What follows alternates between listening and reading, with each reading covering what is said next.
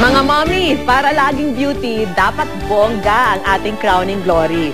Alamin po ang mga style ng hair that will make you look even prettier.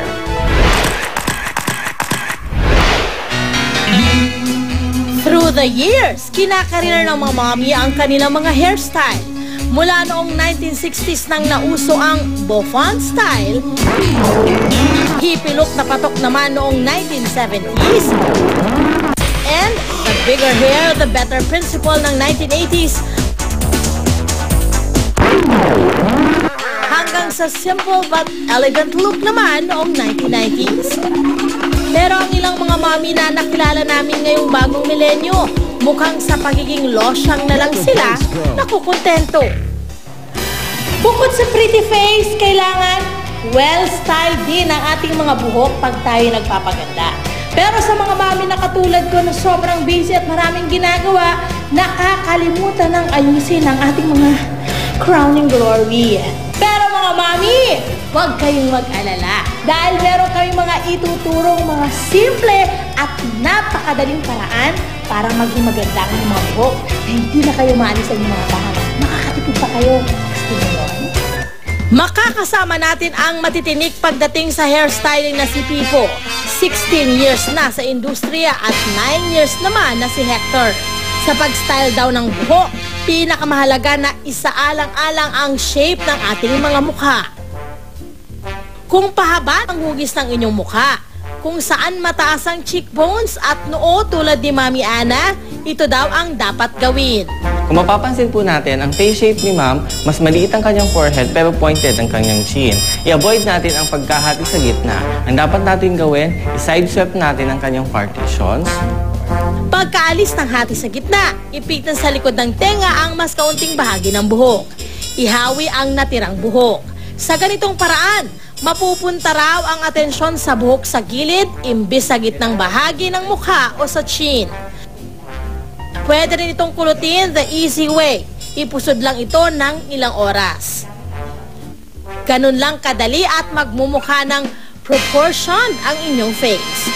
Kung square shape naman ang inyong mukha kung saan malapad ang noo, pisngi at panga tulad ni Mami Jennifer, pakinggan ang tip na ito. Dito, ang main goal natin is to cover the strong jaw. Sa paghahati ng buhok sa gitna, mas nagmumukhang manipis ang pisngi. Pwede rin gumamit ng hair iron. Effective daw kasi ang long straight hair para matakpan ang jaw. Another option is by creating a little volume or height on the top of the hair. Gamit ang suklay, kumuha ng buhok sa bandang crown area saka ito ipitan. Yeah. Tingnan nyo naman ang resulta.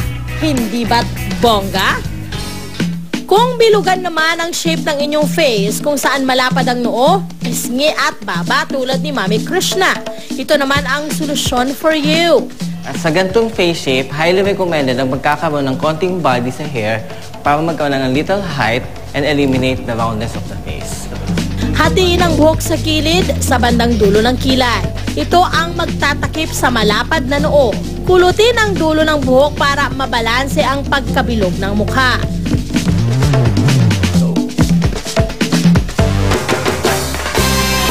Pero kung gusto nyo naman ang mas bonggang hairstyle, aba, go na for a haircut. Para sa'yo, ang hairstyle na bagay is bob cut. And then, lagyan natin siya ng full bangs. Pero gagawin natin siya sideways.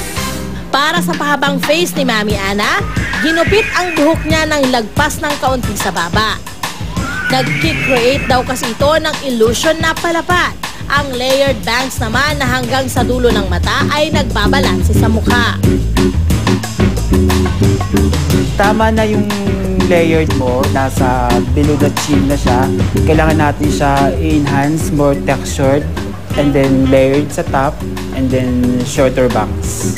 Upang mabawasan ang strong look ng panga ni Mami Jen, dapat hindi pantay sa jawline ang gupit sa harap. Dapat mahahaba ang layers para hindi magmukhang flat ang mukha.